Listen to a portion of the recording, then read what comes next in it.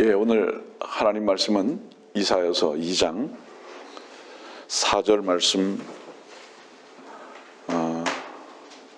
한 절 보겠습니다. 그가 모든 민족들 가운데서 심판하시며 많은 백성을 책망하시리니 그들이 자기 칼들을 두드려서 보습을 만들며 자기 창들을 두들겨서 낫을 만들 것이요 민족이 민족을 대적하여 칼을 들어올리지 아니할 것이며 그들이 더 이상 전쟁을 연습하지 아니하리라. 12절 보겠습니다. 이는 만군의 주의 날이 교만하고 거만한 모든 자들 위에와 자고한 자들 위에 임하여 그들을 낮추실 것임이니.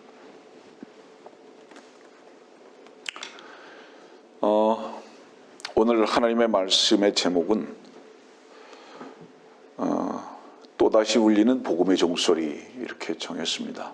또다시 울리는 복음의 종소리.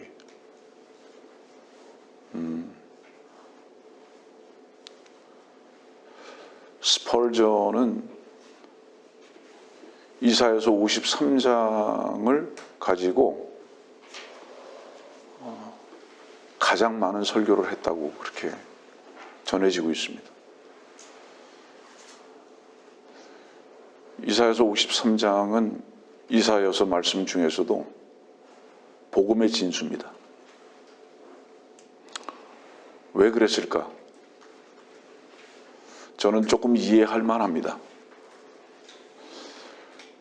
욥은 자기 자신의 몸을 뭐라고 표현하는지 아세요?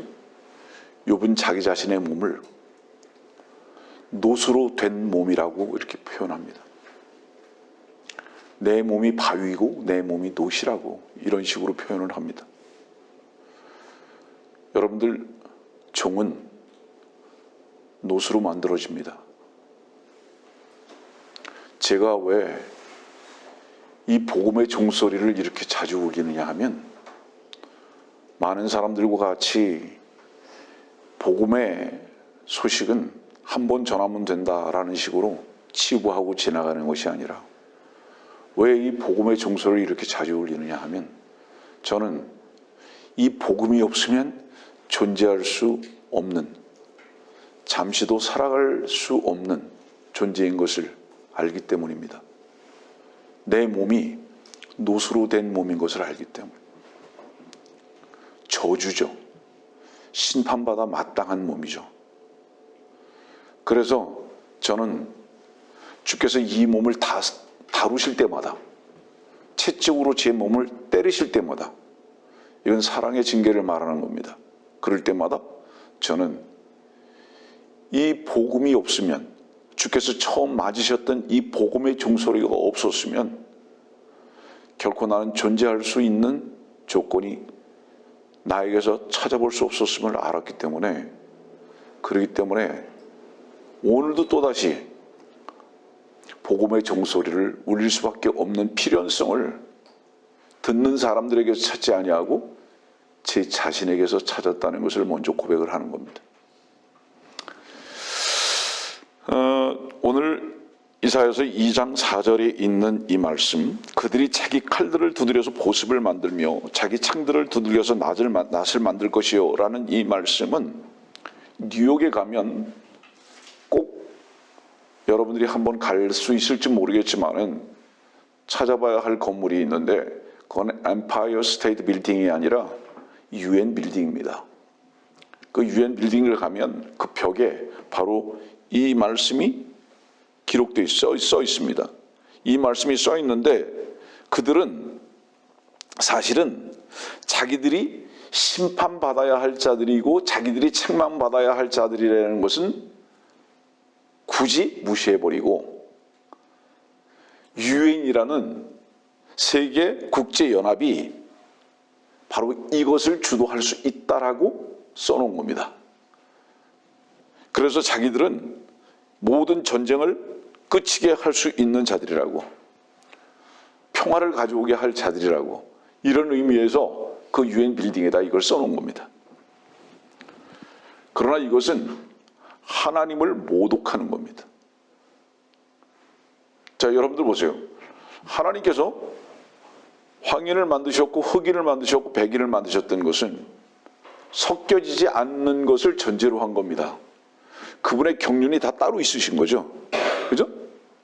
여러분들 사람을 만드시고 개를 만드셨다면 만드신 하나님이 이유가 없으셨을까요? 이유가 있으신 겁니다. 다시 말하면 개는 개로 살아라. 사람은 하나님의 형상대로 만들어졌기 때문에 하나님으로 살아라. 이게 하나님께서 만드신 이유죠.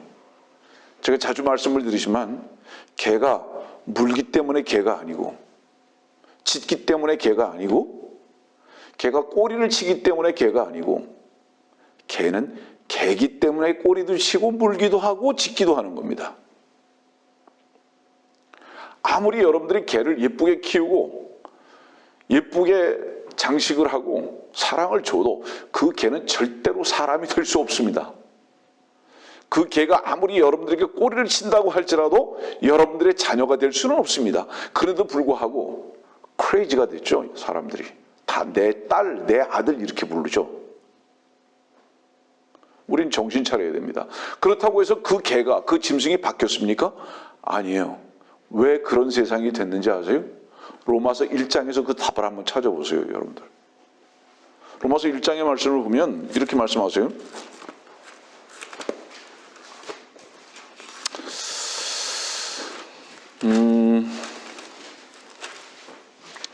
23절입니다. 썩지 아니하는 하나님의 영광을 썩어질 사람의 형상과 새들과 네 발 달린 짐승들과 기어다니는 것들과 같은 형상으로 바꾸었도다.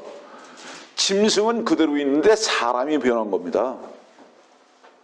그러다 보니까 자기가 개가 돼버린 거예요. 자기가 돼지가 돼버린 겁니다. 그 개와 그 돼지는 만들어진 이후로 한 번도 변한 적이 없어요. 그대로예요. 근데 사람들이 개가 돼버리고 돼지가 돼버리고 해버리기 때문에 내 딸, 내 아들이라고 말하는 거예요. 이런 세상이 돼버리고 말았죠. 하나님의 심판에 끝자락에 와 있는 것이 분명합니다. 이런 것들을 봐도. 여러분들 다른 사람들은 어떻게 말할지 모르지만 하나님의 말씀을 지금 여러분들에게 선포하고 있다는 것을 잊어버리지 마십시오. 자, 왜 이 말씀을 가지고 시작하는지 아세요? 오늘 2장 12절의 말씀 보니까요. 이사야서 2장 12절의 말씀 보니까 이는 만군의 주의 날이 교만하고 거만한 모든 자들 위에와 자고한 자들 위에 임하여 그들을 낮추실 것이미니 이렇게 말씀하셨거든요. 심판은 어떤 사람들이 받는지 아십니까? 교만하고 거만하고 낮춰져 있지 않은 자들. 이게 무슨 말인지 아세요, 여러분들? 개가 사람 흉내를 낸다 말이죠. 하나님은 성경에 뭐라고 말씀하셨냐면 모든 사람이 다 죄인이고 모든 사람이 다 악하다고 말씀하셨거든요. 근데 이 악하고 거짓된 자가 선하시고 의로우시고 참되신 하나님의 흉내를 내더라 이 말입니다. 죄송합니다.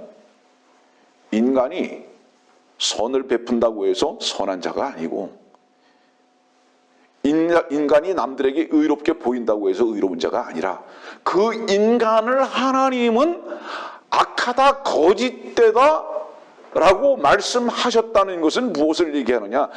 개새끼가 물어도 개새끼이고 짖어도 개새끼이고 꼬리를 흔들어도 개새끼이듯이 인간이 의를 흉내를 내고 선을 흉내를 낸다고 할지라도 그는 악하다 이 말, 그는 거짓되다 이 말이에요. 그런 거짓되고 악한 인간이 선하시고 의로우신 하나님을 흉내내는 자들을 가리켜서 교만하고 거만한 자들이다. 높아지는 자들이다. 여러분들이 악을 떠날 수 있다고 생각하십니까? 교만한 자들의 자기 결정입니다. 악을 절대로 떠날 수 없고요. 악은 안에다 집어넣고 선하게 보이는 흉내만 낼 뿐입니다. 이거는 야고보서에 말씀하고 있는 대로 종교인들의 행태로서 여러분들 속에 두 가지 물이 다 나오는 것으로 생각합니다. 그러나 아닙니다. 우리의 물은 쓴 물밖에 없어요. 그 쓴물에 주 예수 그리스도의 십자가의 나무를 던져 넣을 때만 비로소 단물이 되는 거거든요. 이건 무엇을 의미하느냐면 여러분들이 여러분들의 자랑, 여러분들의 의의, 여러분들이 무엇을 할 수 있다고 생각하는 것, 악을 떠나버릴 수도 있다. 나는 의를 선택할 수도 있다.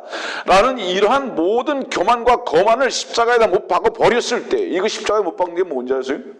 나의 이런 나를 향한 나의 평가가 교만이고 죄고 악한 것이다라는 것을 인정해서 그 자기 자신을 죽어야 할 존재라는 것을, 이 교만하고 이 위선되고 거짓되는 것을 십자가에 못 박아야 할 것이라고 생각하는 바로 이 결정이 하나님 앞에서 아름다운 결정입니다. 모든 인간들은 자기들이 무엇을 할 수 있다고 생각합니다. 평화도 가져올 수 있고요, 화평도 가져올 수 있고요.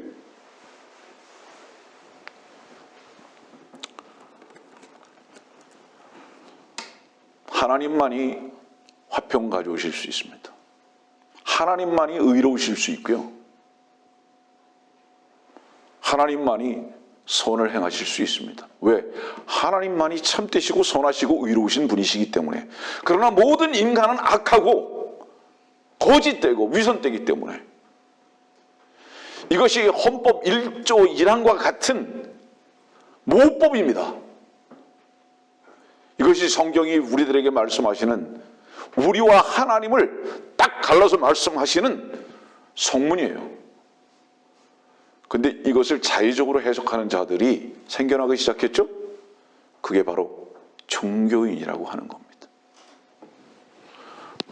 다른 부분을 좀 생각해 봅시다. 그러면 하나님은 악행을 좋아하시나요? 어때요?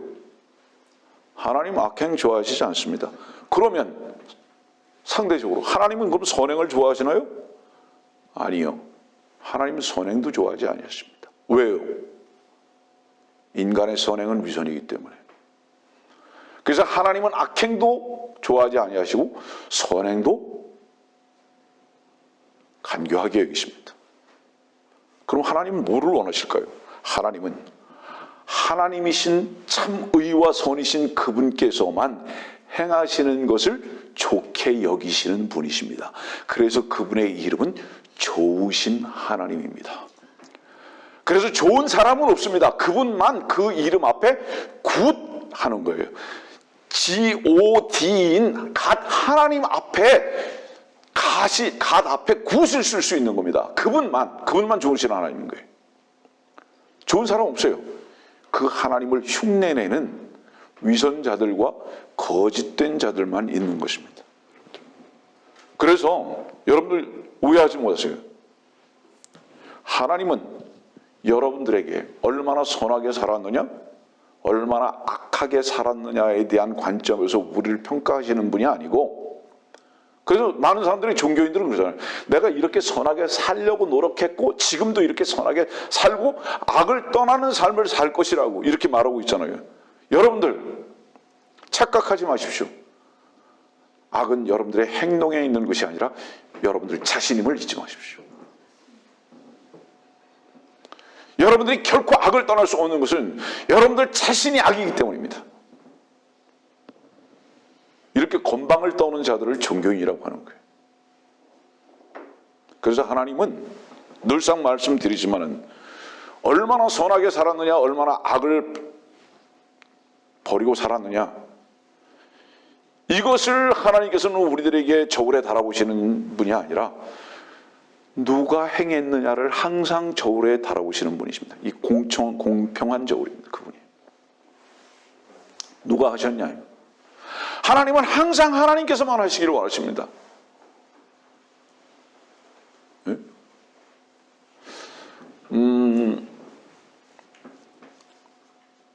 성경은 이렇게 말씀하십니다. 하나님은 산자의 하나님이다. 그렇죠? 그러면 여러분이 살아있는지 죽어있는지를 어떻게 확인해 볼 수 있는지 아십니까? 여러분들의 힘을 쓰지 않으면 죽은 자입니다. 여러분들의 각오를 다지지 아니하면 죽은 자입니다. 그래서 언제 죽었는지 아십니까? 그런 자들은 그리스도와 함께 죽은 자들입니다. 그래서 그리스도와 함께 죽은 자들은 더 이상 자기 자신을 쓰지 아니할 뿐만 아니라 그리스도께서 내 안에 살아계셔서 그리스도께서 그 선을 이루시는 것을, 그 현장을 보는 것입니다. 이게 그리스도인입니다. 그래서 다시 말하지만 그리스도인들은 그리스도인답게 사는 것이 가장 혐오스러운 삶이고, 그리스도께서 사시는 것을 날마다 확인하면서 사는 것이 그리스도인임을 절대 잊지 마시기를 바랍니다. 어렵습니까, 이 설교가? 만일에 이 설교가 어렵다면 여러분들은 종교에 너무 깊숙이 물들어 있고 그 종교성에 너무 익숙해 있는 게 분명한 것입니다.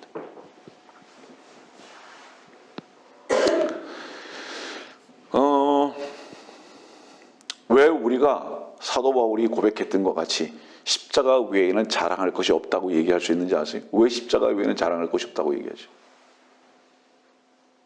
왜 그럴까요? 십자가만이 우리의 모습을 적나라하게 보여줄 수 있는 곳이기 때문입니다.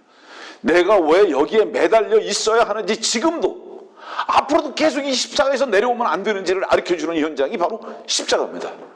다시 말하면 나라는 존재가 노수로 된 몸으로서 반드시 이 노수로 된 몸은 십자가에 계속 묶여 있을 수밖에 없는 저주된 몸이라는 것을 알게 한 바로 그것이 십자가였기 때문에, 뿐만 아니라 그 나를 알게만 한 것이 아니라 주님만이 이 십자가에서 이기실 수 있는, 사망 권세를 떨쳐내실 수 있는 분이라는 것을 나로 하여금 누리게 하시는 바로 현장이 십자가이기 때문입니다. 그래서 이 십자가만 자랑하실 수밖에 없는 거예요. 할 수밖에 없는 거예요. 어떤 사람이 십자가를 자랑할 수 있는지 아십니까, 여러분들?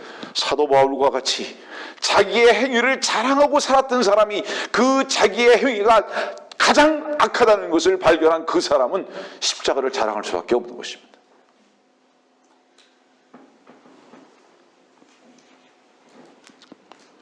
고린도전서 1장에 있는 말씀 한번 보겠습니다. 고린도전서 1장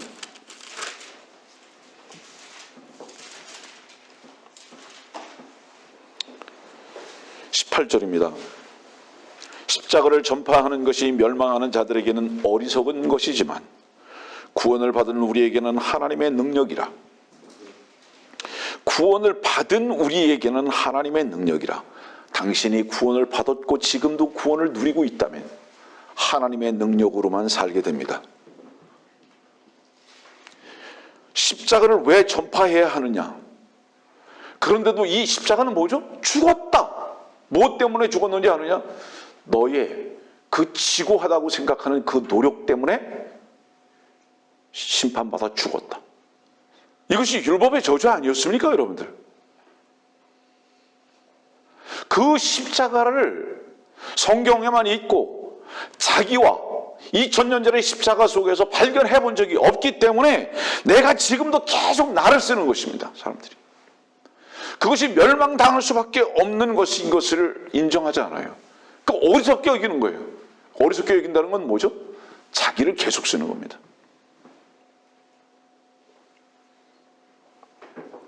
여러분들은 여러분들의 능력으로 행합니까? 아니면 하나님의 능력으로 행합니까? 그리스도와 함께 죽은 자는 자기 능력 없어요. 그리스도께서 내 안에 살아있는 자들은 하나님의 능력밖에 없습니다. 누가복음에 있는 말씀과 같이 반쯤 죽어있는 강도 만난 자가, 소리도 낼 수 없을 정도의 반쯤 죽어있는 강도 만난 자가, 손도 벌릴 수 없는 강도 만난 자가 선한 행동을 한다고, 여러분들 선한 사마리아인을 흉내내지 말라고 여러 차례 말했습니다. 선한 사마리아인은 오직 주 예수 그리스도 한 분뿐이라고. 모든 인간은 강도 만나서 반쯤 다 죽어있는 존재이들 뿐이라고. 그런데 그 율법사와 같이 선한 사마리아인을 흉내내는 자들밖에 없다 이 말입니다. 이 안타까운 현실을 어찌하면 좋겠는가 이 말이에요.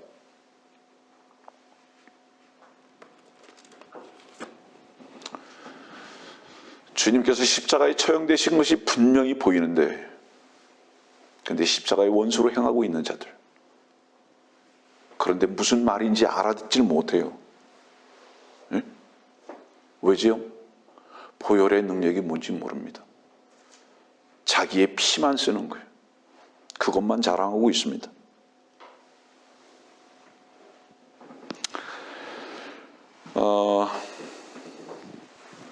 빌립보서 있는 말씀 봅시다. 3장 빌립보서 3장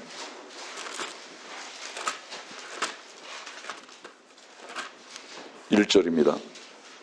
끝으로 나의 형제들아 주 안에서 기뻐하라. 너희 같은 말을 쓰는 것이 내게도 지루하지 않을 뿐만 아니라 너희를 위해서도 안전하니라. 지난 몇 주 전에도 이 말씀 여러분들이 읽었는데, 같은 말을 쓰는 것이 내게도 지루하지 않을 뿐만 아니라 너희를 위해서도 안전하니라. 복음의 설교는 들어도 모르겠습니다. 저는 전해도 절대로 지루하지 않습니다. 여러분들이 참으로 구원을 갈망하고 구원을 받은 자들이라면 또한 복음의 설교는 언제 들어도 우리들의 눈시울을 뜨겁게 할 수밖에 없는 놀라운 은혜의 설교임을 우리는 고백하지 않을 수가 없습니다. 디모데후서 3장 볼까요? 디모데후서 3장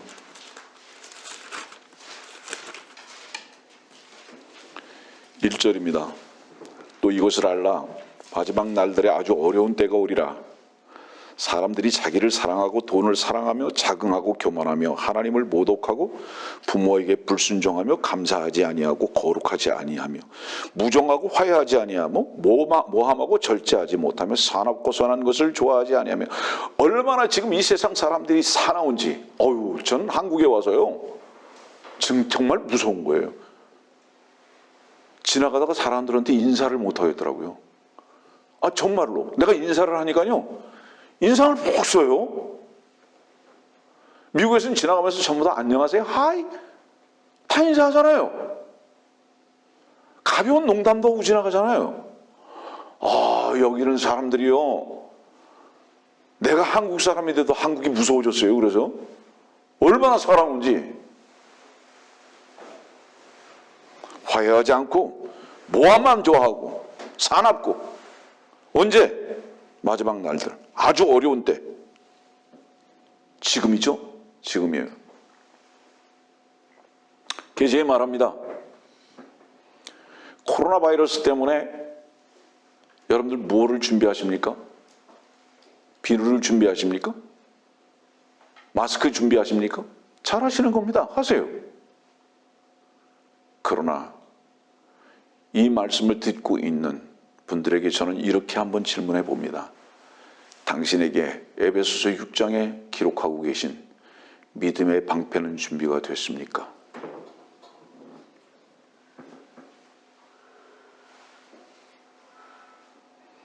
코로나 바이러스는 당신을 잠시 먼저 주님의 품으로 가게 할지는 모르겠지만, 당신이 믿음의 방패가 준비되지 않았다면 당신은 영원히 불타는 지옥으로 떨어질 수밖에 없음을 인식하십시오. 여러분들의 몸을 죽이는 자와 죽이는 것이 두려운 것이 아니라 여러분들을 혼을 영원히 불 가운데 던지실 수 있는 그분이 가장 두려운 분이라는 것을 결코 잊지 마십시오. 저는 이렇게 코로나 바이러스가 이렇게 유행을 하는데도 내 마음속에, 정말로 내 마음속에, 제가 알잖아요, 단 하나의 두려움도 없습니다. 단 하나의 두려움도 없어요. 염려도 없습니다. 오히려 빨리 정말 주님께 가기를 바라는 마음만 있습니다. 성도들이요, 마스크를 준비하십시오. 손을 닦는 비누도 준비하십시오. 그러나 무엇보다 믿음의 방패를 준비됐는가를 점검하십시오. 그것은 여러분들에게 영원한 치명적인 것이 되는 것이기 때문에 그렇습니다. 어떻게 준비된 걸 알 수 있을까요? 당신이 죽었다면 산자의 하나님을 만나서 하나님께서 여러분들 안에서 그 보혈의 능력으로 여러분들을 선한 삶으로 인도하시고 그 선한 삶을 살 수 있도록 하시는 능력으로 나타나실 것을 우리는 분명히 믿을 것입니다. 그런데 디모데후서 3장의 말씀 보니까 뭐라 그랬어요? 마지막 때에 뭐라고요? 자기를 사랑하고 돈을 사랑한다고. 여러분들 사랑하는 게 뭔지 아세요, 여러분들? 사랑이 뭘까요? 사랑이라는 것은요, 그 사랑하는 것으로 인해서 자기 자신을 잃어버리는 것입니다. 그게 사랑이에요. 자기 자신을 사랑하는 사람들, 돈을 사랑하는 사람들, 그 사람들은요, 진정한 자기를 찾아본 적이 없어요. 돈을 사랑하는 사람은 돈에 한 번도 실망해 본 적이 없어요. 내가 입증할까요? 어떤 사람이 배신을 했다고 그래서 자기도 배신합니다. 어떤 사람이 실망을 끼쳤다고 그래서 그 사람이 떠납니다. 그러나 나를 비롯해서 모든 사람에게 이렇게 질문합니다. 당신이 당신 자신을 포기해 본 적이 있습니까? 당신은 당신 자신에게 순간마다 실망하고 있지는 않습니까? 그렇다고 당신 자신을 주님께 포기하고 내려놓아 본 적은 있습니까? 얼마나 우리가 우리 자신을 사랑하는지, 우리를 자신을 사랑하는 것에 미쳐버려서 우리의 모습을 조금도 인정할 줄 모르고 포기할 줄 모르는 우리 사랑. 예? 다른 사람이 배신했다고 해서 여러분들 그 사람을 떠났습니까? 거짓말 하지 마십시오. 그 사람을 사랑하는 것이 끝났다는 것입니다. 예? 그 사람을 사랑하던 그 사랑이 끝난 것이죠. 절대로 그 사람이 나를 배신했기 때문에 내가 그 사람을 떠난 것이 아닙니다. 그 사람을 사랑했다면 그 사람이 나를 배신했다 할지라도 여전히 그리워할 수 있으며, 여전히 그를 위해서 축복할 수 있으며, 여전히 그를 선대할 수 있는 자비와 은총과 사랑이 있음을 여러분들은 아실 것입니다.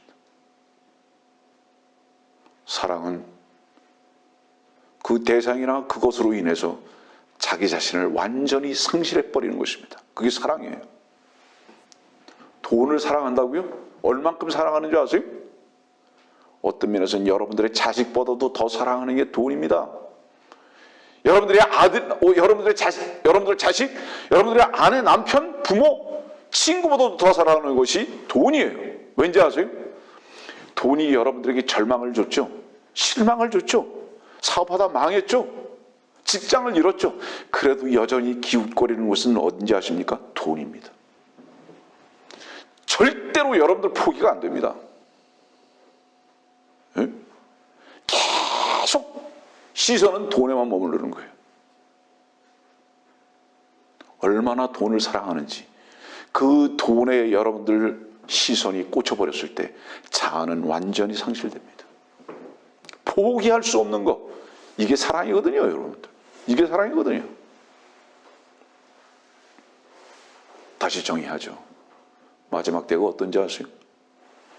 자기를 사랑해서 자기를 주님께 옮겨놓거나 내려놓지 못하고 포기할 줄 모르는 인간들. 돈을 사랑해서 결단코 돈에는 실망을 하거나 좌절을 하거나 뒤돌아서 본 적이 없을 만큼의 돈을 사랑하는 세태들. 그런데 누가 돌아섰기 때문에 내가 돌아섰다고요? 아닙니다. 거래를 하고 있을 뿐이지 사랑하지 않았습니다. 사실이 그걸 어떡합니까? 그런데 왜 우리가 하나님의 말씀 앞에 순종이 안 되는지 아십니까? 오늘 보세요. 디모데후서 그랬잖아요. 부모에게 불순종한다고. 여기도 우리 자식들이 있잖아요. 나는 부모님이 안 계시니까. 저에게도 자식이 있는데 부모에게 불순종한다. 여러분들, 불순종은 얼마나 큰 죄인지 아십니까? 성경의 가장 유일한 죄의 하나를 꼽으라면 모든 죄는 권위를 인정하지 않는 곳에서부터 출발한 것입니다. 루시퍼가 하나님의 권위를 인정하지 않았기 때문에 그 악과 죄가 시작된 것이고요. 부모들의 앞에서 불순종하는 것은 그 불순종이 교만으로부터, 다시 말하면 마귀 사탄으로부터 온다는 것을 절대 잊지 마십시오. 자녀들이요, 여러분들의 부모에게 순종하십시오. 여러분들의 부모는 여러분들을 먹여주고 키워줄 뿐만 아니라 여러분들을 선대하고 있습니다. 그럼에도 불구하고 왜 부모들의 말에 불순종합니까? 그건 교만한 겁니다. 돌이켜야 돼요. 그 불순종으로 인해서 뜨거운 눈물도 흘려야 합니다. 돌이켜야 합니다. 보이는 부모 앞에 순종하지 못하는 자가 하나님 앞에 순종할 수 있다고 생각하십니까? 자기를 최고의 권위에 뒀기 때문에 그런 거예요.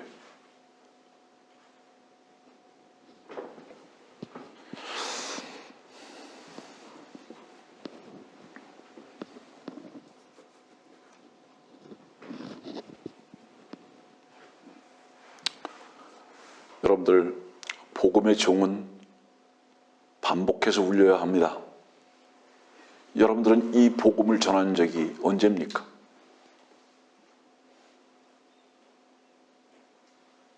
그거는 여러분들을 모르는 것으로부터 착각하고 살기 때문에 그래요. 그래서 복음 안 전하는 거예요. 사람이 없다고요? 아니에요. 전할 마음이 없을 뿐입니다. 나는 근자에 이 교회에서 사랑하는 형제가 생겼음을 얼마나 감사히 여기는지 모릅니다.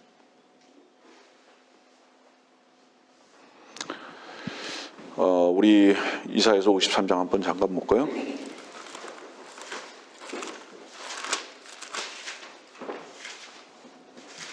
나중에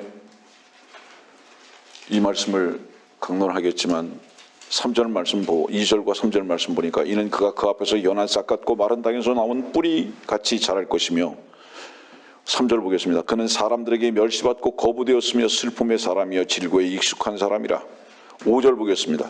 끝입니다. 그가 맞은 채찍으로 우리가 치유되었도다.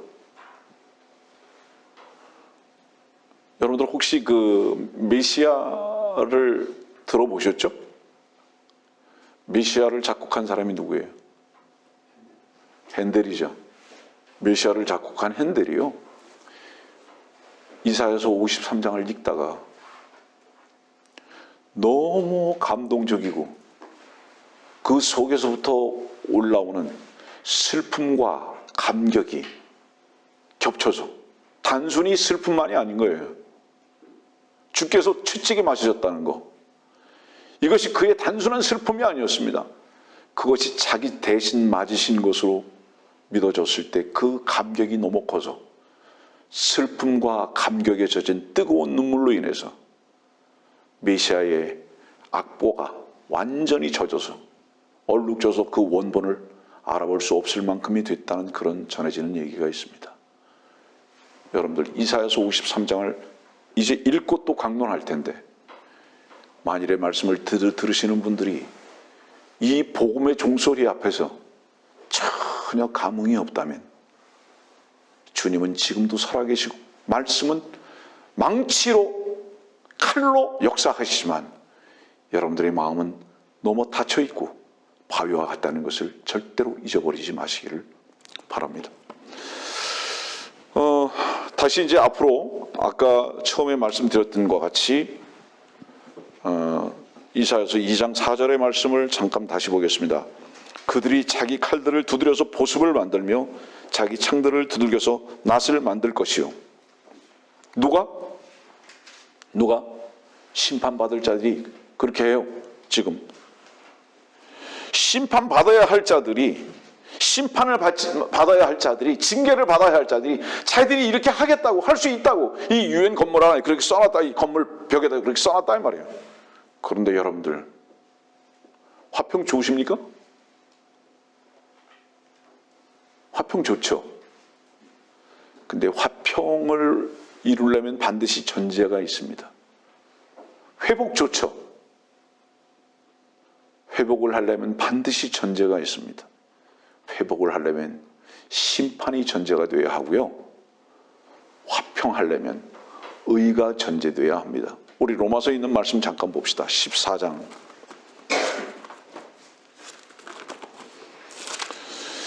로마서 14장 17절 말씀입니다. 하나님의 나라는 먹고 마시는 것이 아니라 다만 성령 안에서 의와 화평과 기쁨이라. 화평보다 뭐가 먼저 나왔어요? 의가 먼저 나왔어요. 주님으로부터 인하는 감사와 기쁨이 없다면 여러분들에게는 화평이 없음이 분명하고, 그 사람은 주께서 여러분들의 의가 되신 것을 지금 현재 누리지 못하고 있음이 분명합니다. 우리들이 얼굴을 찡그리는 것은 상황이 어렵거나 힘들기 때문이 아니라 사실은 여러분들 안에서부터 의와 화평의 주이신 주께서 여러분들이 그분을 더 이상 누리지 못하고 상황을 보고 있기 때문이라는 것을 절대 잊지 마십시오. 그분은 마르지 않는 생명수입니다. 마른 땅에서도 샘이 솟을 수 있는 생명수이신 주님. 광야에서 모세가 반석을 쳤을 때 광야였어요. 사막이었어요. 상황과 환경을 탓하지 마십시오. 여러분들 안에 의와 화평의 주님께서 역사하지 않고 주무시고 계신 게 분명하다. 많은 세상 사람들은 하나님의 의는 모르고 자기들이 무엇인가를 하고자 하는 이런 의도를 가지고 있습니다. 그래서 그것을 유엔 벽에다 써놓고 평화 혹은 평화 유지군 이렇게 말하는 거죠. 이게 뭐예요? 이 따뜻한 봄날에 꿈꾸는 겁니다. 그 꿈은 금방 깰 거거든요. 히브리서 7장 말씀 봅시다.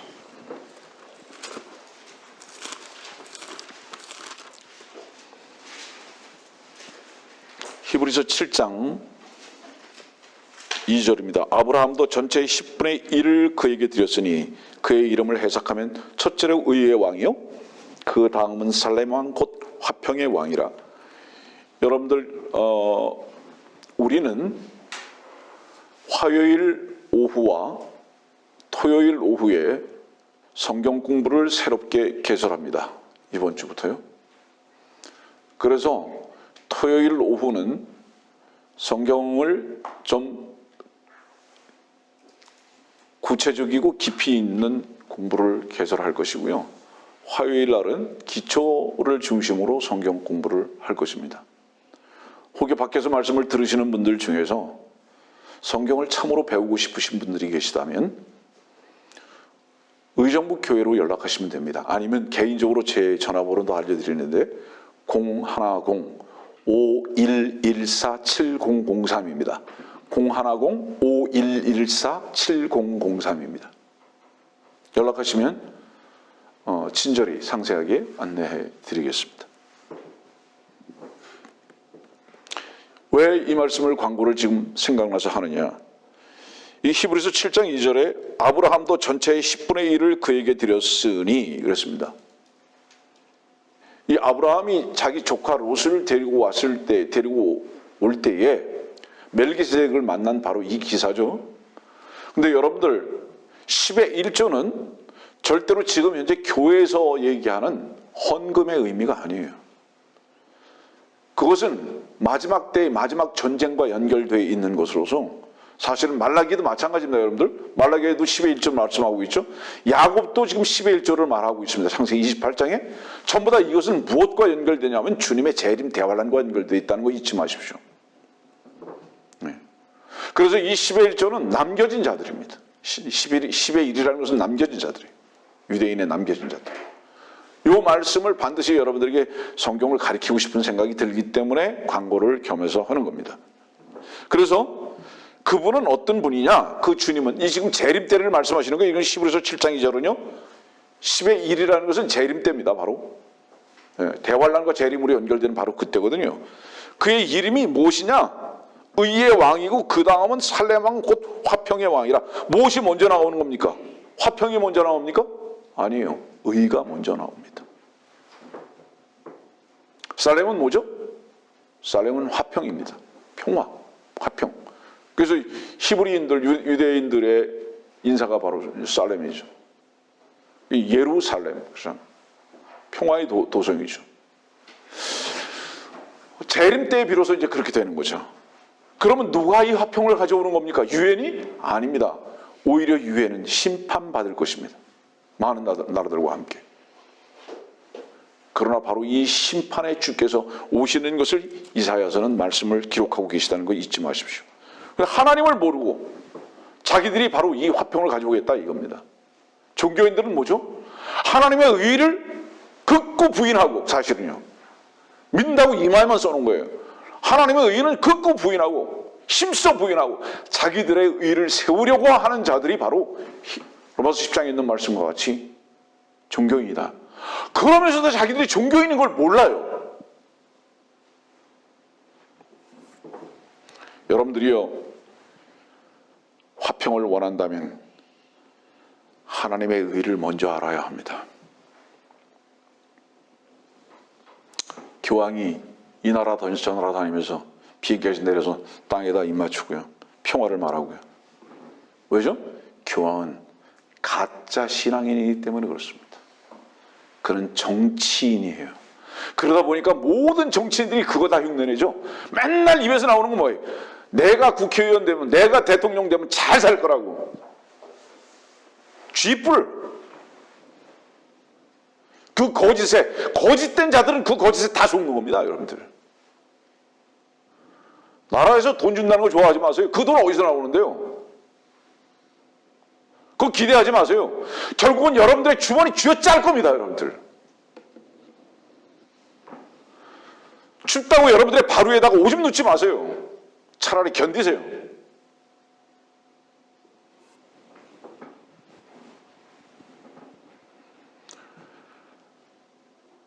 물질 주겠다고 약속하는 그 정치 지도자들이 자기들의 주머니에서 돈 빼가지고 여러분들 주는 적 본 적이 있습니까, 여러분들?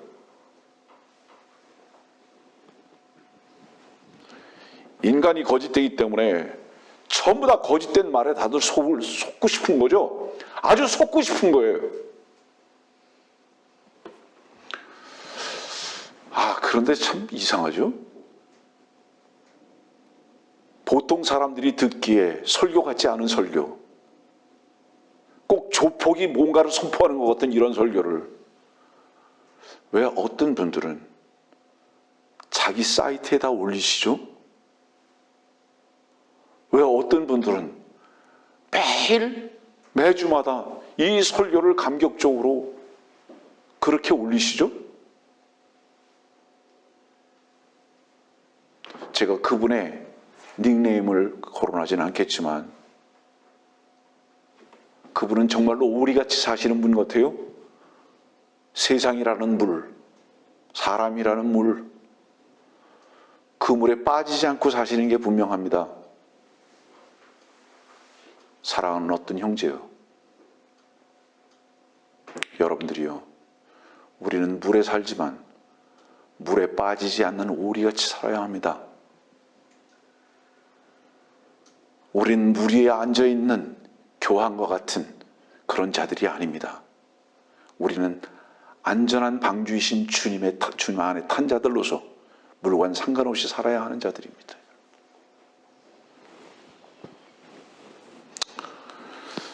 자, 그래서 이 살렘 왕은 반드시 예루살렘의 왕으로 오셔서 의로 다스리실 것입니다. 계시록 21장의 말씀 보겠습니다. 계시록 21장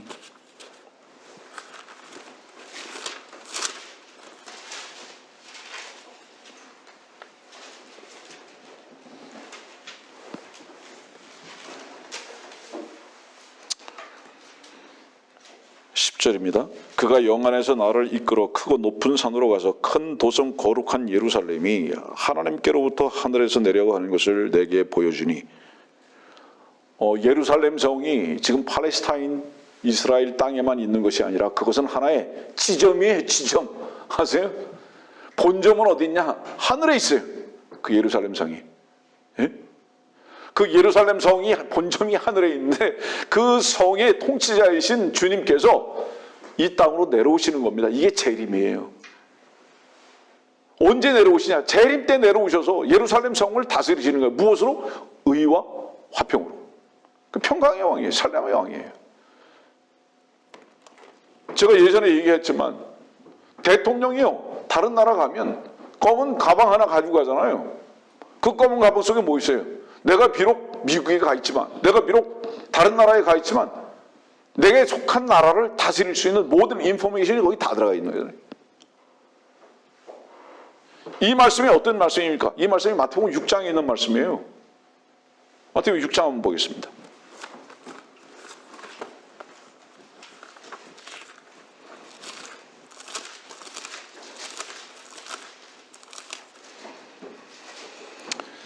마태복음 6장 10절입니다. 9절과 10절. 그러므로 너희는 이렇게 기도하라. 하늘에 계신 우리 아버지, 아버지의 이름이 거룩하게 되옵시고 아버지의 왕국이 임하옵시며. 이 아버지의 왕국이 임하옵시며 그랬거든요. 이게 지금 계시록 21장에 있는 그 말씀과 같은 거예요. 주님께서 이 땅으로 내려오시는 겁니다. 왕으로 내려오시는 거예요. 근데 그 위에 보십시오. 뭐라고 되어 있나? 우리 아버지, 아버지의 이름이 거룩하게 되옵시며. 그분의 이름이 뭐죠? 거룩하신 아버지. 근데 지금은 그분의 이름이 거룩하게 안 되어 있어요. 이것은 마태복음 특히 6장의 상태를 말합니다. 이 마태복음 6장에서는요, 상태가 어떤 상태인지 아십니까, 여러분들? 적그리스도, 곧 교황이 자기를 Holy Father, 거룩한 아버지라고, 하나님이라고 하면서 예루살렘 성전에 앉아서 자기를 하나님이라고 하러 바로 그때를 가리키고 있는 거예요, 교리적으로. 근데 이 주기도문이라는 것을 사람들은 자의적으로 해석하죠. 지금 읊조리고 있는 거예요, 이게. 그래서 반드시 마태복음 6장에 있는 이 말씀에 따라서 주님께서는 다시 이 땅에 내려오셔서 예루살렘 성을 다스리실 것입니다. 그때에 아버지의 왕국이 예루살렘에 임하시는 겁니다. 이게 살렘왕이에요. 살렘왕으로 오시는 거예요, 바로. 이때 바로 뭐죠? 계시록 19장 16절에는 그분의 이름을 뭐라고 그랬습니까? 넓적대리 기록되어 있는데 만왕의 왕, 만주의 주다, 이렇게 기록되어 있습니다. 그럼 우리는 어떻죠? 우리는 그분과 함께 이제 계시록 19장에 보면 백마탄 그분을 따라서 내려오잖아요. 우리 성도들이 함께 내려오잖아요. 이미 그리스도의 심판석을 지나서 내려옵니다. 내려와서 우리는 이 땅에서 어떻게 살 것이냐? 왕과 제사장으로 살 것입니다. 왕과 제사장, 왕 같은 제사장, 이게 살 거예요. 우리 몸은 어떻죠? 계시록 20장 말씀 봅시다. 계시록 20장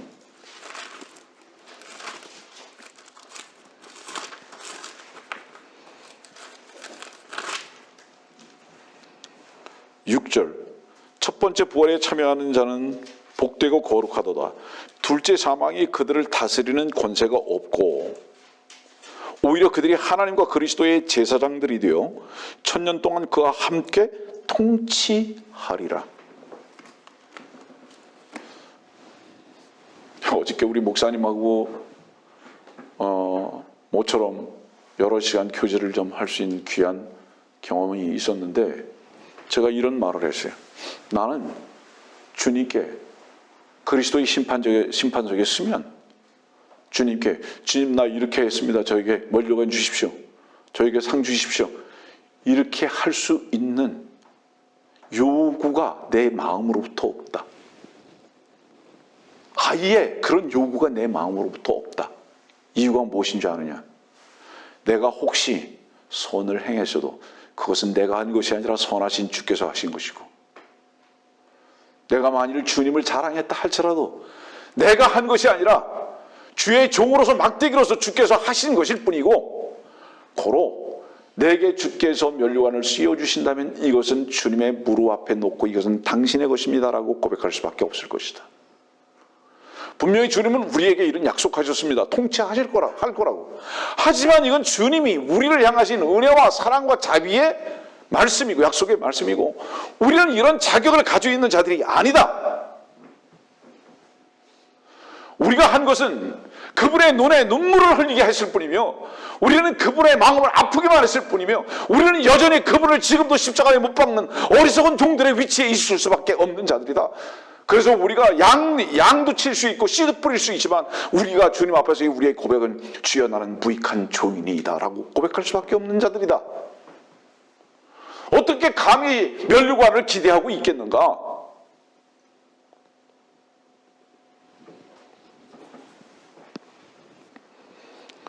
우리에게는 둘째 상황이 없습니다. 주님께서 우리들에게 약속하신 그 약속은 분명히 성취될 것이지만 저는 여러분들에게 그 약속을 기대하라고 하기보다는 여러분들의 힘들고 고난의 삶이 있다 할지라도 주께서 속히 오실 것이니까 속히 오실 주님을 소망하면서 얼굴에 찡그림보다는 기쁨의 주께서 여러분들을 안에서 기쁨의 찬양을 하실 수 있도록 여러분들이 날마다 여러분들의 자신을 십자가에 부인하는 삶을 살기를 바라는 주님은 속히 오실 것이기 때문에 주님은 반드시 심판하실 것입니다. 이사야서 2장 12절에 그렇잖아요. 만군의 주의 날이, 그래서 만군의 주의 날, 주일 아닙니다. 주일 아니고 주의 날. 예. 이 만군의 주의 날은 어떤 날이냐?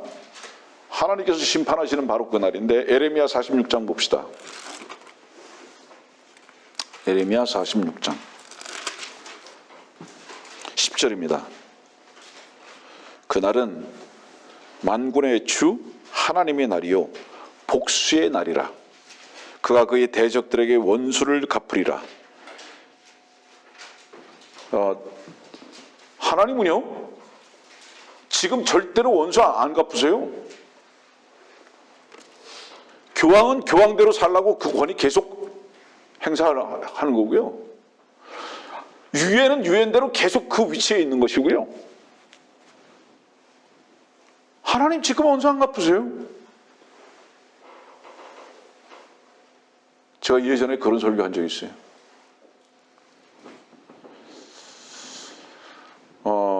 미국의 어느 휴게소에서 어떤 한 사람이 밥을 먹고 있습니다.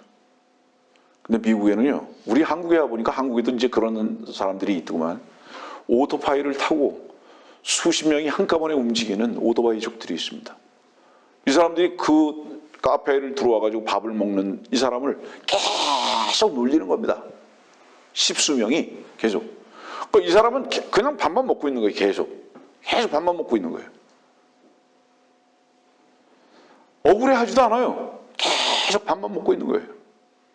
계속 와서 우습게 비아냥거리면서 이 사람을 돈을 계산하고 나갔습니다. 이 오토바이족들의 10여 명은 앉아서 계속 노닥거리고 있는데 그 문을 탁 나오더니 차를 탔습니다. 그 차가 어떤 차였는지 아세요? 대형 트레일러였습니다. 다 그거를 시동을 딱 걸더니 오토바이 10여 대를 세워놓은 것을 그냥 다 짓눌러버리고 뭉개버리고 가는 거예요. 억울한 일이 있습니까? 누가 여러분들을 힘들게 하십니까? 아니, 이건 개인적인 것을 말하는 게 아니에요. 주의 복음으로 인해서. 그래도 여러분들은 기뻐하십시오. 주께서 반드시 원수들을 심판하실 그날이 있을 것이기 때문입니다. 여러분들, 다른 사람들을 원수로 여기지 마십시오. 우리의 원수는 유일하게 마귀의 하나인 것을 마음 깊숙이 해서 받아들이십시오. 모두가 불쌍하고 자비를 필요로 하는 자들 뿐이라는 것을 절대로 잊어버리지 마십시오. 그들을 그렇게 하는 존재 딱 하나 있습니다. 원수, 멸망받을 자, 마귀 사탄 하나뿐입니다. 오히려 우리는 그런 사람들이 있다면 그들을 위해서 기도하고, 혹여 길거리에서라도 만난다면 그들의 손을 잡고 그리스도의 사랑을 전할 수 있는 자들이 되기를 정말 바랍니다.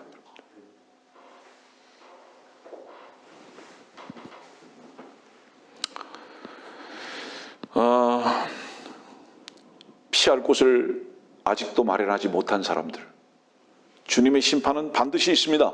자, 여러분들이 뭐라고 말하든지 이 성경만 참됩니다, 여러분들. 정치인들이 뭐라고 선언하든지, 가짜들이 뭐라고 말하든지, 인간들이 뭐라고 평가하든지 참되신 하나님의 말씀만 참되며 영원합니다. 이 말씀은 뭐라고 말씀하셨느냐? 지금 현 시국이 어떠하든지 간에 반드시 하나님께서 마지막 날에 주의 나라에 심판하실 것이라고 말씀하셨습니다. 어떤 자들을 심판하시는지 아세요? 주 예수 그리스도께서 십자가에서 심판당하신 것을 믿지 못하는 자들은 반드시 심판을 받을 것입니다. 이 땅에서 반드시 내가 한번 심판받을 것을 마음 깊은 곳에서 알지 못한 자들은 반드시 심판받을 것입니다. 저주하는 것이 아니라 피할 곳은 이미 심판을 받으신 주 예수 그리스도의 자비의 가슴뿐이라는 것을 여러분들에게 역설하고 있을 뿐입니다. 주님께 피하십시오. 주님은 여러분들의 피신한 처가 기꺼이 되셨습니다. 이미.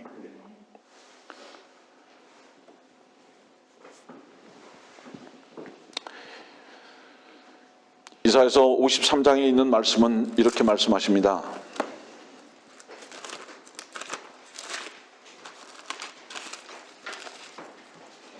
1절부터입니다. 우리의 전한 것을 누가 믿었으며 주의 팔이 누구에게 나타났느냐? 이는 그가 그 앞에서 연한 싹 같고 마른 땅에서 나온 뿌리같이 자랄 것이며 그는 모양도 우아함도 없으시니 우리가 볼 때에 그를 흠모할 아름다움도 없음이라. 그는 사람들에게서 멸시받고 거부되었으며 슬픔의 사람이여 질고에 익숙한 사람이라. 우리가 우리의 얼굴을 그로부터 숨긴 것 같이 그는 멸시받았고 우리는 그를 존중하지 아니하였도다. 자, 여러분들은 그 주님을 어떻게 생각하십니까? 혹여 이사야서 53장 1절부터 3절을 읽어드렸는데 혹여 여러분들의 깊은 양심의 소리를 여러분들 스스로 한번 들어보십시오. 여러분들은 그 주님을 어떻게 생각하십니까? 흠모할 아름다움이 없습니까? 흠모할 아름다움이 없다는 건 뭐죠? 그분 사랑해 본 적이 있습니까? 그분께 미쳐본 적이 있습니까? 그분께 여러분들의 자아가 완전히 상실돼 본 적이 있습니까? 어떠십니까? 그분을 표현하는 성경의 다른 곳을 한번 볼까요? 솔로몬의 노래 한번 봅시다.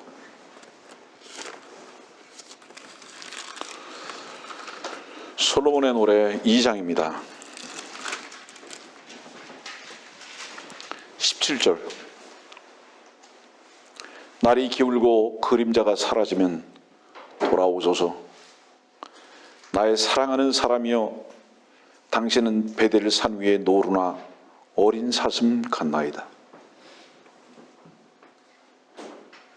사랑하는 사람은 그 존재가 어디 있든지 간에, 그가 나를 향해서 어떤 오해를 하든지 간에 그를 날마다 그리워하고 그를 찾습니다. 그는 노루나 어린 사슴 같은 자입니다. 여러분들은 주님을 이렇게 생각합니까? 네? 또 다른 곳을 한번 찾아봅시다. 솔로몬의 노래 5장 16절.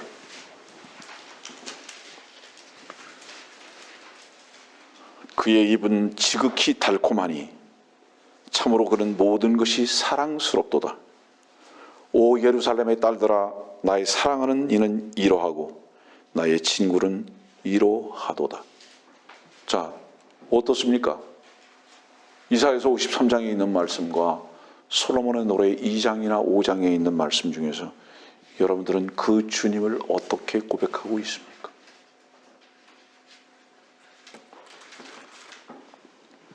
주님은 마른 땅에서 나온 뿌리같이 우아함이 없으신 그분. 몇 주 전에 그 설교했죠?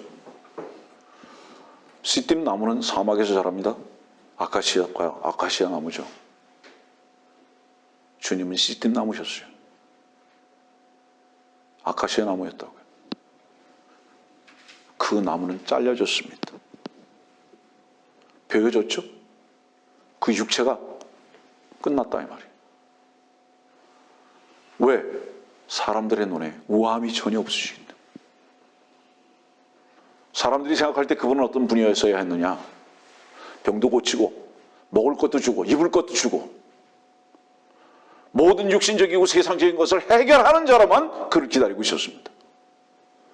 그런데 주님은 그런 육신적인 것을 만족시키러 오신 분은 아니었습니다. 특히나 지금은 하나님의 나라는 뭐라고요? 먹고 마시는 것이 아닙니다. 그런데 지금도 육신적인 필요만 채워주는 분으로 그분을 기대하고 살아갑니다. 누가? 종교인들이. 그분은 우아함이 없으신 분이고 마른 땅에서 나온 뿌리같이 자랄 것이다. 시팀나무였다. 그 나무는 잘려졌다고. 히브리서 10장에 있는 말씀 봅시다.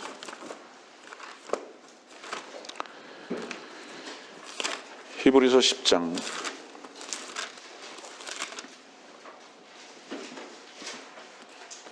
20절입니다. 그가 우리를 위해 바치신 새롭고 살아있는 길로 휘장, 성전의 휘장입니다. 휘장, 곧 그의 육체를 통하여 들어가느니라.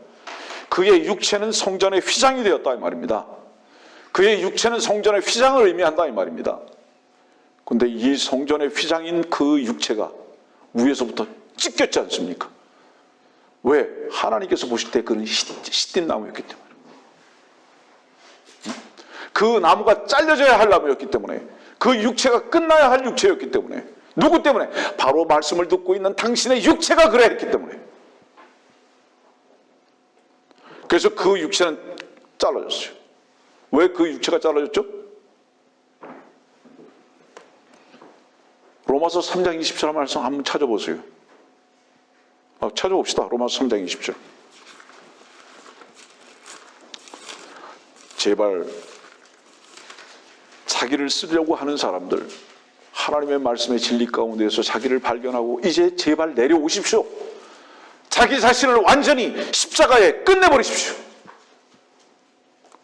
20절입니다. 율법의 행위로는 그분 앞에 의롭게 될 육체가 없나니.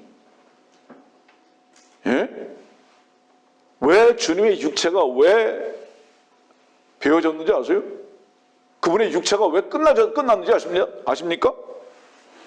의롭게 될 육체가 없기 때문에, 저주받을 수밖에 없는 육체이기 때문에, 그렇기 때문에 그분의 육체가 잘라졌다 이 말이에요.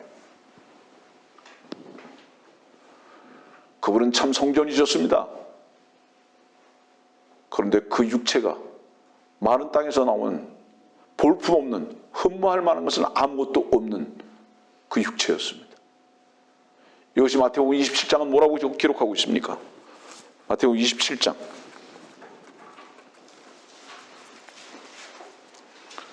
50절입니다. 예수께서 다시 큰 음성으로 소리 지르신 후 숨을 거두시더라.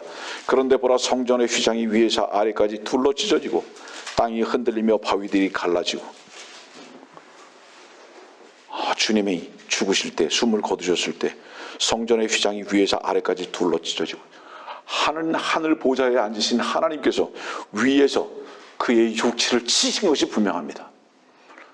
그래서 휘장이 위에서부터 찢어졌습니다. 주님은 죽으셨지만 나는 계속 살 것 같습니까?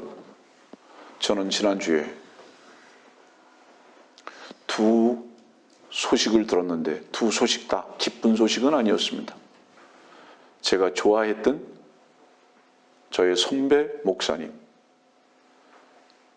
한국과 미국의 이름만 대면 누구나 다 알 수 있는 꽤 유명한 목사님. 그분이 담을 넘다가 떨어져서 갑자기 얼마 있지 않아서 운명하셨어요.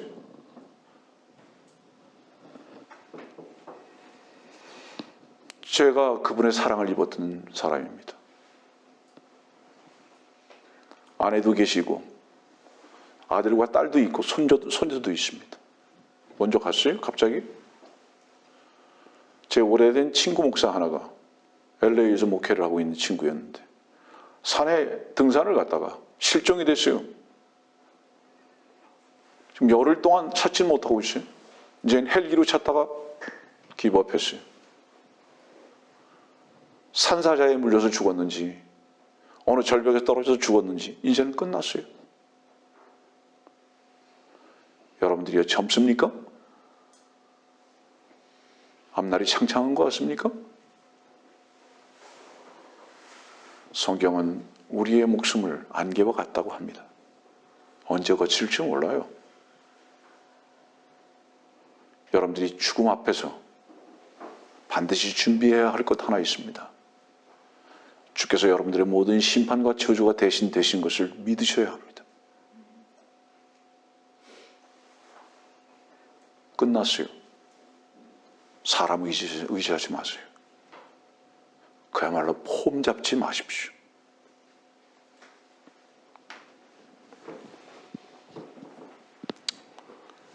그런데 이 성전의 휘장을 찢으셨는데 구전에 의하면요, 역사가들입니다. 이걸 제사장들이 다시 꼬맸대요. 이 마태복음 27장 보니까 성전의 휘장이 위에서 아래까지 불로 찢어졌잖아요. 땅이 흔들리며 이거 했잖아요. 찢어졌잖아요. 근데 이걸 누가 다시 깨맸는지 아세요? 제사장들이. 왜? 이거를 찢어져 버리면 누구나 들락달락 할 수 있잖아요. 지성소에. 성소에 막 들어가잖아요. 그러니까 이걸 다시 꼬매는 거예요. 왠지 아세요? 허락받고 들어가. 내가 권위자야. 아무나 들어갈 수 없어. 무슨 말이죠? 하나님한테 절대로 직통으로 못 만나. 교황을 통해서, 신부를 통해서 만나는 거지. 절대로 하나님과 직접 못 만나. 꼬매. 다 꼬매는 거예요. 이거 종교의 권위를 가지고 먹고 살려고 하는 자들이. 여러분들이요, 왜 종교가, 기독교가 왜 자꾸 종교로 되는지 아십니까, 여러분들? 인간의 모든 엑기스, 열성, 하나님을 섬긴다고 하는 바로 인간 주머니에서 나오는 이런 모든 것들을 가지고 먹고 살고 호의호식하려고 하는 자들이 모든 인간들을 종교화시켜버리고 말았다 이 말이에요.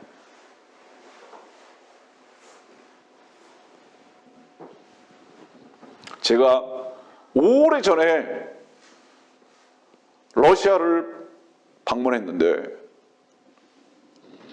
그 선교한다고 제가 갔었어요. 러시아에는 국교가 있죠. 러시아 정교회가 있어요. 365일 24시간 러시아 정교회는 캐톨릭의 뿌리를 둔 거니까 항상 문이 열려 있어요. 거긴 보면 의식이 캐톨릭하고 똑같은데요. 좀 다른 게 하나 있어요. 성소와 지성소를 나눠놨어요. 그래가지고 막으로 딱 쳐놨어요. 그 속에는 아무도 못 들어가요. 거긴 촛불도 있고 향도 있고 뭐 별의별 게 다 있는데요. 그게 한번 내가 가서 방문했을 때 보니까 문 이렇게 살짝 이 천막이 살짝 틈으로 안에가 보이더라고요. 자기들만 거기서 있어요. 못 들어가요. 인간의 권위를 위해서 만들어 놓은 종교의 제도들. 그런 놈들을 성경에서는 뭐라고 얘기하는지 아세요? 도둑놈들이라고 그러는 거예요.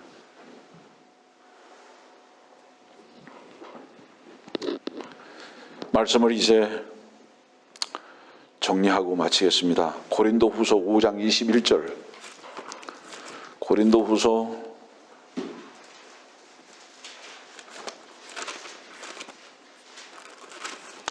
5장 21절. 하나님께서 죄를 알지도 못하는 그를 우리를 위하여 죄로 삼으신 것은 우리로 하여금 그 안에서 하나님의 의가 되게 하려 하심이라. 주님을 죄로 삼으셨어요.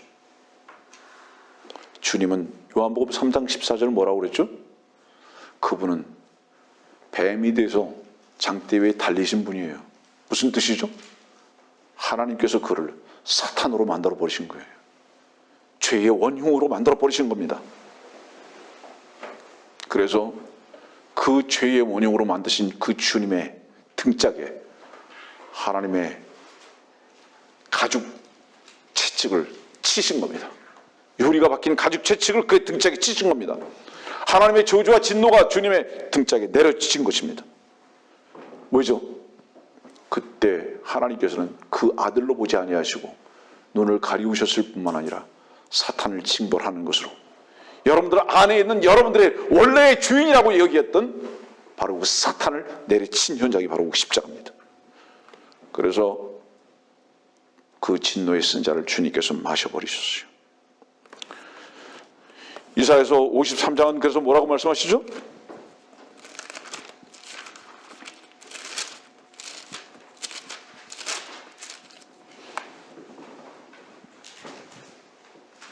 (53장) 5절입니다. 끝에요.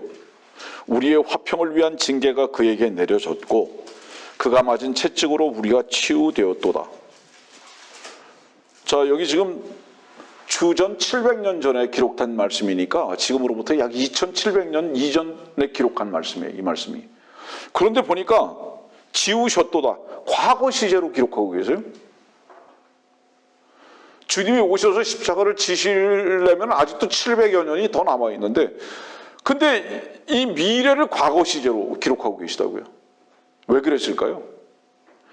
원래 히브리어의 동사는 시제가 없습니다. 이유가 뭐냐? 하나님은 어제도 오늘도 내일도 없으신 영원하신 분이시기 때문에.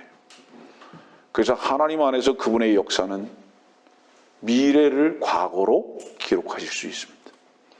그래서 히브리서 동사는 2700년 전에 주님이 오시기 전 벌써 700년 전에도 이미 그 일을 이루신 것으로 기록하실 수밖에 없는 것입니다.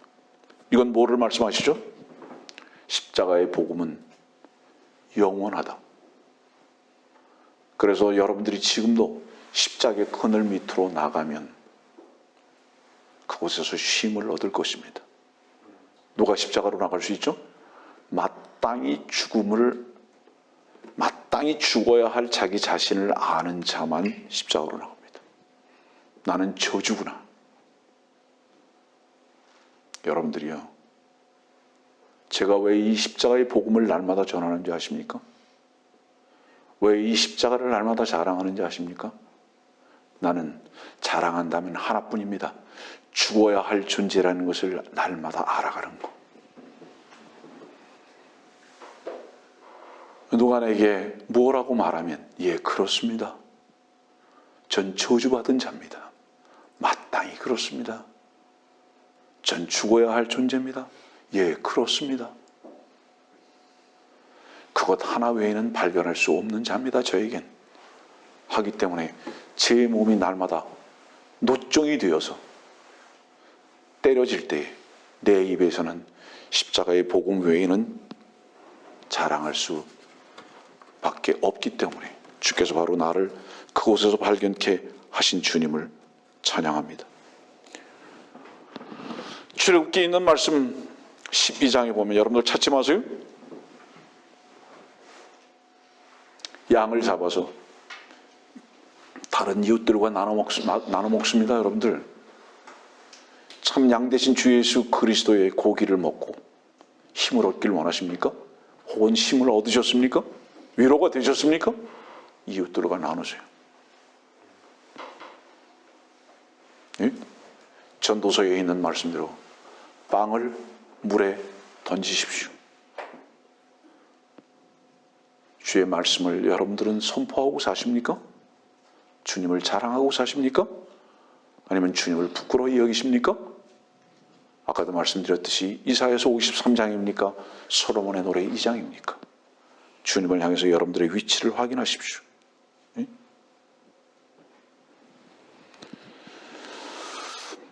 아직도 주의 말씀의 빛이 비춰지지 않아서 눈먼 봉사같이 담벼락만 더듬는 사람들이 너무 많이 있습니다. 그 눈에서 비늘 같은 것이 떨어져야 합니다. 그랬을 때 말씀의 주님을 바로 볼 수 있을 것입니다. 성도들이여, 오늘의 말씀을 마치면서 여러분들에게 위로의 말씀을 하나를 전한다면 주께서는 속히 오실 것입니다. 주님께서는 바로 당신이 맞아야 할 바로 그 채찍을, 하나님께서 그 덩어리를, 여러분들의 덩어리에 그 채찍을 때리실 때 주께서 여러분들을 보호하시기 위해서 먼저 갔다가 등을 대신 겁니다. 그리고 그분이 맞으셨어요. 성도들이여, 나음을 입으신 적이 있으십니까? 입증하십시오. 여러분들이 의롭게 됐고 화평을 얻었다면 화평의 왕 주님을 자랑하며 사는 복된 입술들이 되어야 할 줄 압니다. 말씀 마치겠습니다.